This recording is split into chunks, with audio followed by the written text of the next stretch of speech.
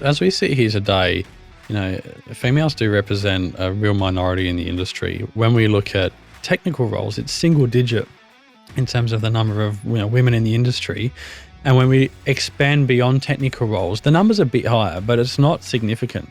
So one of the reasons that you just touched on is that historically there hasn't really been, a place for, women to collaborate and to network. And that's changed a lot recently. What do you think the other reason that women don't seek out or think this industry is for them? I think it's not overly promoted, to be honest. I think there's a real lack. I know when I was at school, and it's a long time ago, but when I was at school, the only job that was really kind of out there for automotive was really going to be a mechanic or a tradesperson, or, car sales or dealership level kind of. That was what I saw as automotive.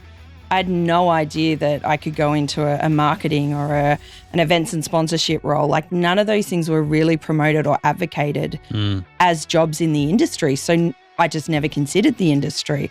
And then I obviously went through uni and as I said, I just applied for a marketing coordinator role that evidently ended me up in the automotive industry. But I think, and it's not just our industry that suffers from this, I think we stereotype roles to sometimes just that one or two roles in the industry, and we don't actually promote that all of the businesses that make up these industries have so many different divisions and departments, and we could work in any of them.